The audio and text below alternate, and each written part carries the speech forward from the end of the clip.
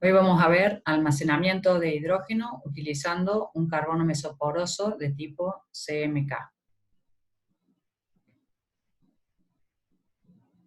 Bueno, ya habíamos visto todas las diversas aplicaciones que poseen estos carbones mesoporosos. Hoy vamos a ver una aplicación en almacenamiento de energía. En este caso, almacenamiento de hidrógeno. De las tres tipos de síntesis para obtener carbones mesoporosos, la que vamos a utilizar en este estudio va a ser la síntesis de nanomoldeo. El objetivo de este trabajo fue sintetizar un material silicio MCM48 para utilizarlo como plantilla dura para sintetizar la réplica carbonosa CMK1, utilizando la técnica de nanomoldeo o replicación. Luego quisimos incorporarle a este material, que lo vamos a usar como huésped de CMK1, nanopartículas de zinc. Y medir la capacidad de absorción de hidrógeno de la CMK1 y de la CMK1 modificada con zinc. Para eso vamos a preparar primero el agente plantilla o la plantilla dura, que en este caso es el silicato mesoporoso MCM48. La MCM48 utiliza como agente plantilla el CETAB o bromuro de cetil trimetilamonio. El agente plantilla se disuelve en agua en un pH básico a temperatura ambiente. Luego se le agrega por goteo el agente precursor de silicio, que en este caso es el tetraetil ortosilicato. Se lo mantiene por un tiempo con agitación vigorosa. Y luego se lo coloca en un autoclave a presión autogenerada, 110 grados centígrados, y se lo deja durante 72 horas. Luego el sólido es filtrado, lavado y secado. Primeramente le vamos a hacer una termodesorción a temperatura programada en la atmósfera de nitrógeno para tratar de eliminar en forma suave el agente plantilla. Y luego le vamos a realizar una calcinación a 450 grados en aire, de manera de oxidar o calcinar el agente plantilla y poder eliminar. De esta forma obtenemos nuestro sólido mesoporoso denominado MCM48. La MCM48 es ahora la plantilla dura para obtener la CMK1. Entonces ahora vamos a mezclar nuestra plantilla dura MCM48 con la fuente, el precursor de carbono, que es la sacarosa. Vamos a agregar en una solución acuosa de ácido sulfúrico. Recordamos que el ácido sulfúrico es el catalizador para la polimerización de la sacarosa. Todo esto ocurre a 110 grados durante 24 horas.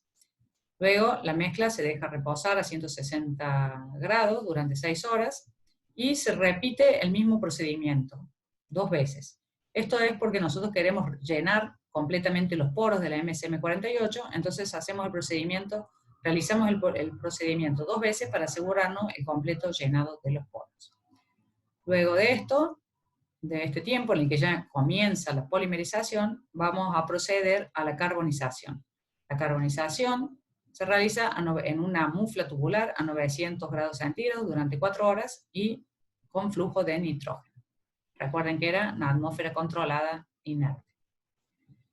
Finalmente vamos a eliminar el agente plantilla, es decir, nuestra MCM48, la vamos a eliminar disolviéndola en una solución al 5% de ácido fluorhídrico. Luego se filtra, lava y seca y se obtiene el material carbono mesoporoso CMK1. Para modificar nuestro material mesoporoso CMK1 con zinc, vamos a realizar una simple impregnación húmeda. Para ello vamos a elegir como fuente de zinc la sal nitrato de zinc. Se lo deja en agitación en un evaporador rotatorio, luego se elimina el solvente, que en este caso es el agua. Al material resultante se lo deja reposar durante 24 horas y luego se lo seca en estufa a 100 grados durante 18 horas. Finalmente, este material se va a desolver en atmósfera controlada de nitrógeno a 500 grados y luego se va a reducir a 700 grados en atmósfera de hidrógeno. Acá es importante recalcar que el carbono no se puede calcinar. Nosotros antes a los materiales de sílice los calcinamos a 500 grados centígrados en atmósfera de aire o de oxígeno. Acá no podemos hacerlo, ya que perderíamos gran parte del carbón que se oxidaría a dióxido de carbono. Por lo tanto, podemos afirmar que los carbones nunca se pueden calcinar, sobre todo a altas temperaturas. Por lo tanto, vamos a tratar de eliminar el nitrato o digamos los aniones, lo vamos a tratar de eliminar por despegue con nitrógeno a altas temperaturas, y luego vamos a reducir. La reducción se debe a que el zinc nosotros lo necesitamos en estado metálico, porque los metales en estado de oxidación cero absorben mejor el hidrógeno que cuando están oxidados. Por eso realizamos la reducción a 700 grados centígrados en la atmósfera de hidrógeno. De esta manera obtenemos el material zinc CMK1. Siempre que uno sintetiza un nuevo material hay que caracterizarlo. La primera técnica de caracterización es el XRD, que nos va a dar la estructura del material. El patrón de difracción azul es el patrón de difracción típico de la MCM48. Nosotros podemos observar, si comparamos con el patrón de la CMK1, que no es igual. Quiere decir que la CMK1 no es la réplica exacta de la MCM48, sino que la estructura ha sufrido una transformación. Después de la disolución de la MCM48 hay un reacomodo, digamos, de los átomos, y hay un reordenamiento de la estructura. Por eso los picos de bajo ángulo salen en otros valores de 2 θ diferentes al valor de 2 θ de la MCM48. Pero este es el típico patrón de difracción de la CMK1, entonces sabemos que la hemos sintetizado bien. Luego vamos a comparar el patrón de difracción de la CMK1 con la CMK1 modificada con zinc. Aquí sí no debería haber una gran modificación de los valores de 2 θ en el máximo de los picos. Pero sí, siempre cuando uno modifica una estructura agregándole un metal o un óxido metálico, puede haber un pequeño corrimiento en la estructura debido a la presencia de estos metales, de estas nanopartículas de metal en la estructura y dentro de los poros. Y sobre todo se observa una pérdida, una baja en la intensidad de los picos, que puede ser debida a la introducción de las partículas metálicas dentro de los poros del material CMK1.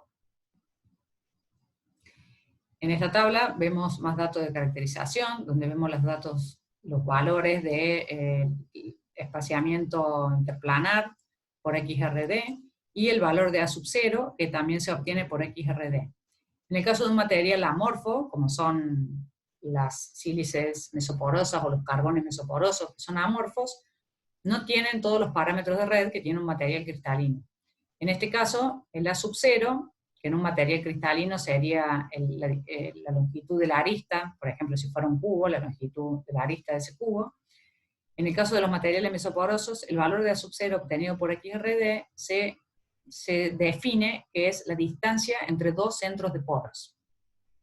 Es decir, nosotros tenemos dos poros paralelos. Si trazamos la distancia mínima entre los dos centros de esos poros, eso nos está dado por el valor de A sub 0.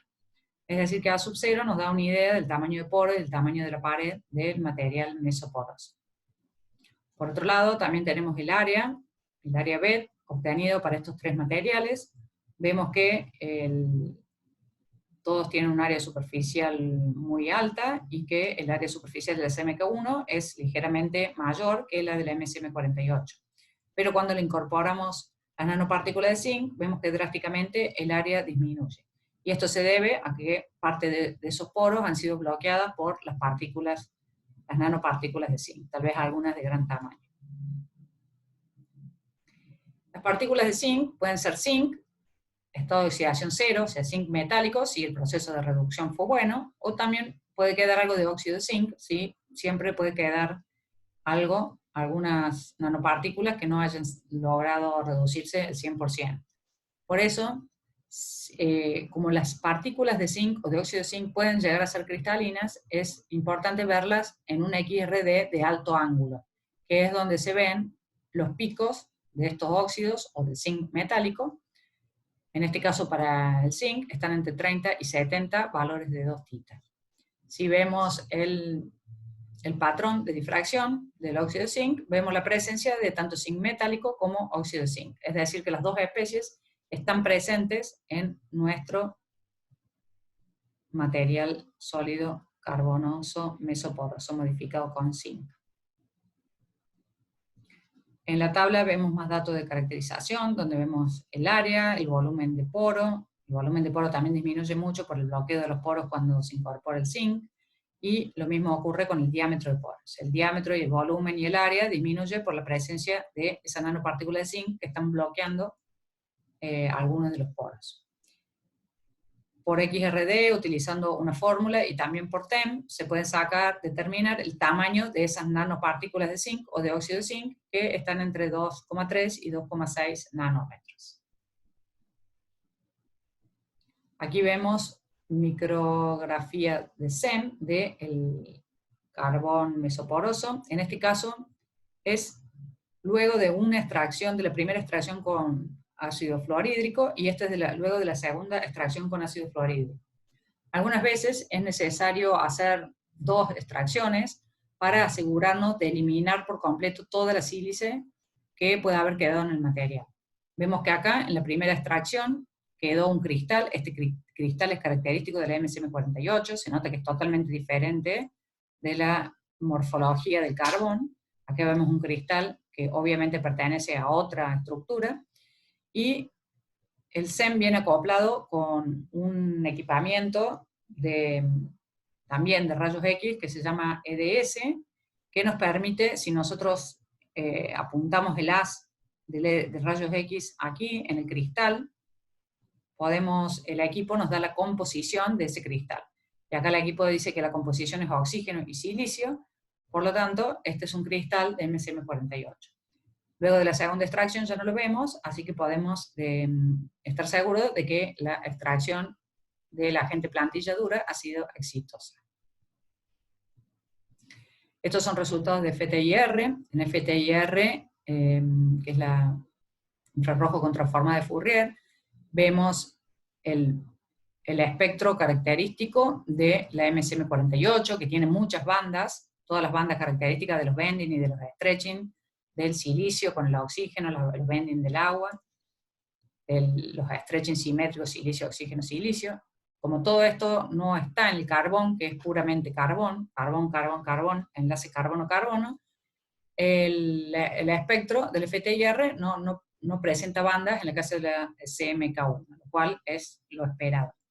Y lo mismo ocurre cuando la CMK1 fue modificada con zinc. Aquí podemos ver algunas micrografías TEM de la CMK1 y de la zinc CMK1. La CMK1 no es tan fácil, o los poros, digamos, no se ven de forma tan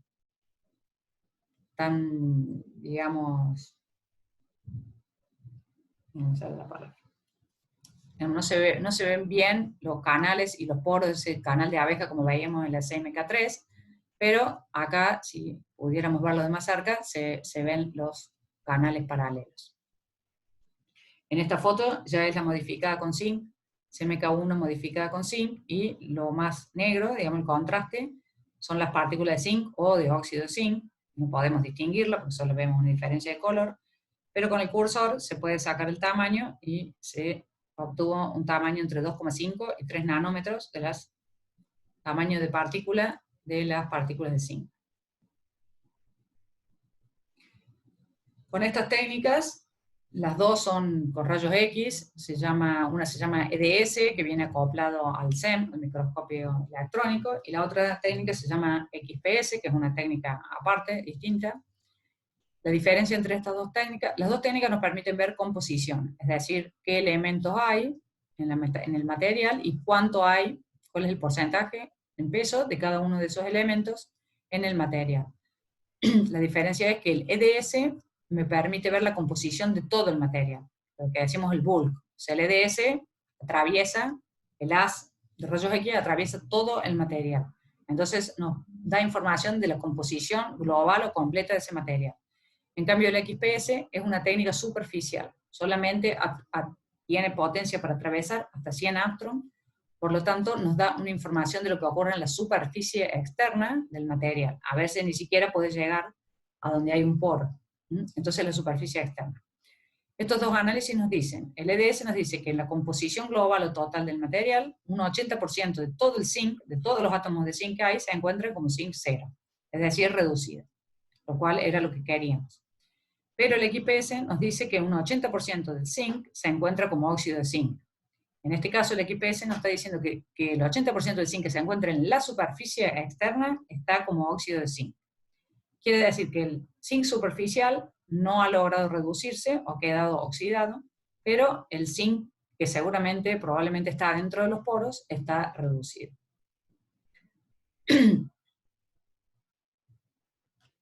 Bueno, una vez sintetizados y caracterizados estos materiales, vamos a utilizarlos para almacenar hidrógeno.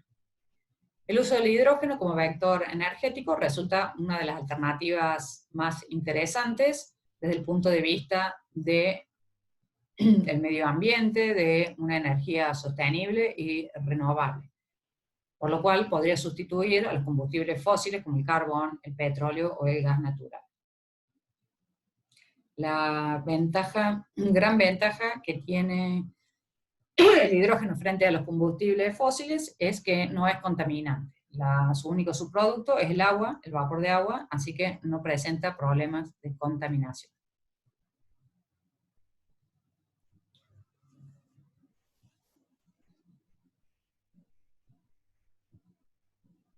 Desde el punto de vista económico, la tecnología del hidrógeno podría revolucionar el mercado del transporte y de la energía, y esto se ha comenzado a llamar como la economía del hidrógeno.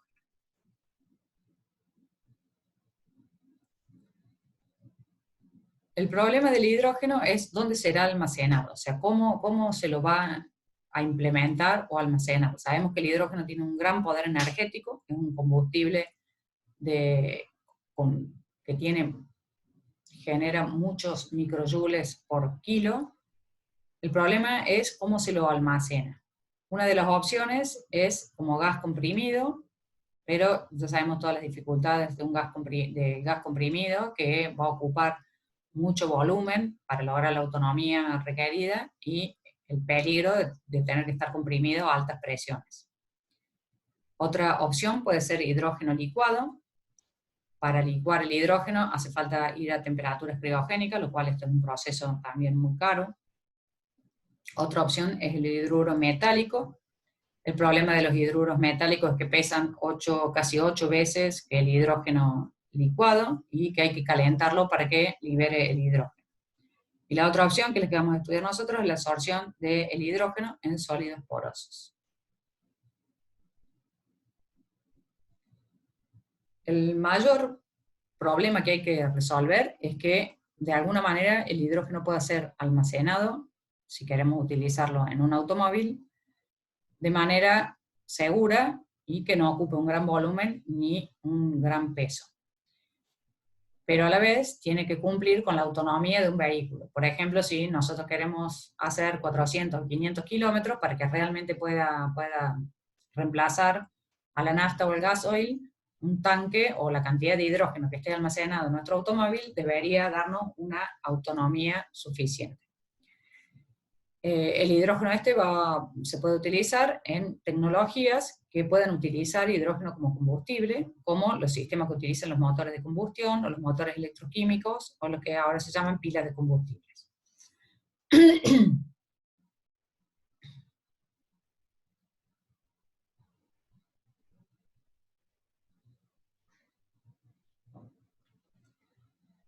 Viendo las desventajas de los otros métodos, digamos el gran peso y el gran volumen y el requerimiento de altas presiones, en el caso del gas comprimido, o lo caro que sería tener que licuar el hidrógeno, también sería muy pesado el tanque, o sea, mucho más pesado que un tanque de combustible.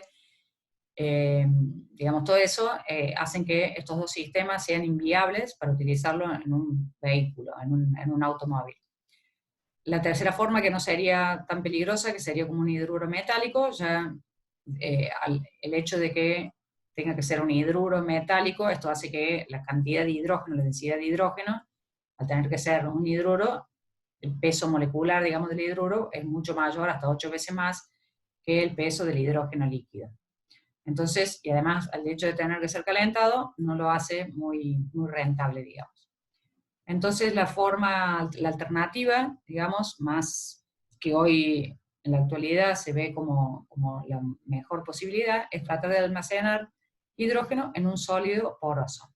Si nosotros utilizamos un sólido mesoporoso que tenga gran capacidad de absorción, aprovechando la enorme área superficial, este se ve como un futuro, digamos, viable, que una cantidad razonable de hidrógeno absorbido, ya que la densidad del hidrógeno absorbido puede ser comparable o superior a la del gas comprimido, esta alternativa podría en el futuro ser realmente la que permita utilizar hidrógeno como combustible. Es un tema que está, por supuesto, en investigación. Hay muchas investigaciones que aquí les muestro en esta diapositiva de varios materiales que se han estado testeando a distintas presiones y distintas temperaturas. Y aquí vemos los porcentajes que se han obtenido entre el 0,3 y el 2,27. Esto tiene que ser el valor que se calcula requerido es aproximadamente un 4%, pero a temperatura ambiente. Entonces, lo que se quiere es un material que tenga gran capacidad de absorción de hidrógeno, pero que lo pueda hacer a temperatura ambiente y a presiones no tan elevadas.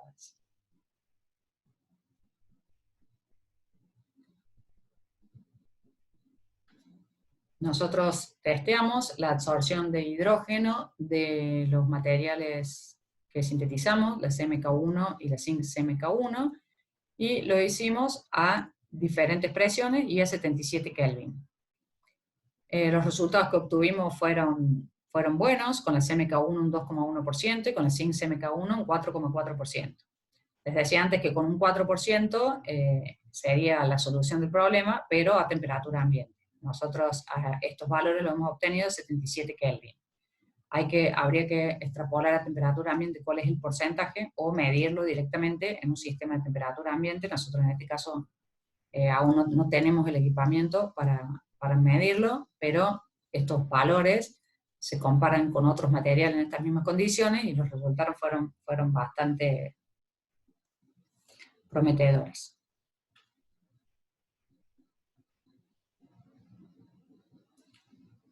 Como el zinc había funcionado bien, entonces decidimos impregnar la CMK1 con otros metales, por ejemplo níquel, iridio o platino, y también la CMK3, que es otro mesoporoso que hicimos en el laboratorio, que siempre, digamos, hacemos en el laboratorio, muy fácil de sintetizar, que es la réplica exacta de la SB15, y la modificamos con diferentes metales, zinc, níquel, iridio, platino, vanadio, litio y platino. El platino e iridio es decir, un bimetálico. En todos los casos se realizó la incorporación de estos metales por impregnación húmedas, siguiendo los tratamientos térmicos en atmósfera controlada, y luego la reducción con hidrógeno. Aquí tenemos las curvas de absorción de hidrógeno, porcentaje en peso, de todos estos materiales en función de la presión. Se puede observar que a medida que aumenta la presión, aumenta la capacidad de absorción de hidrógeno, y que el material Zinc CMK1 fue el que mayor porcentaje de hidrógeno absorbió. Platino y níquel se comportaron, son los que siguen, digamos, en el mejor comportamiento, y la de iridio, el iridio no funcionó bien, casi peor que sin CMK1 sin modificar.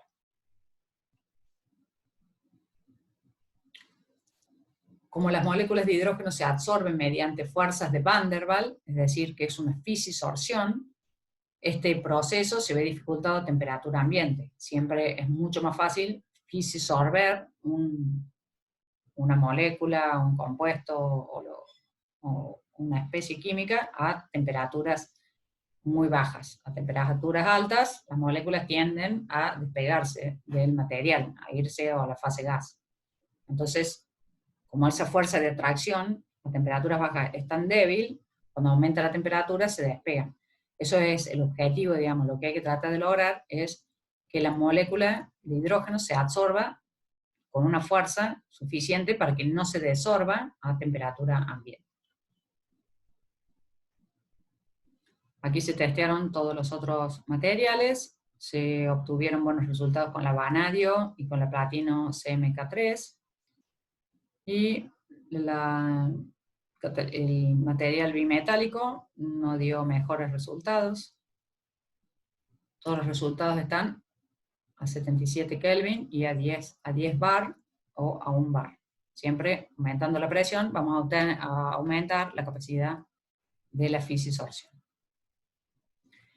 Bueno, esto ha sido la clase de hoy, una de las aplicaciones de los materiales mesoporosos. En la próxima clase vamos a ver otra de las aplicaciones. Nos vemos.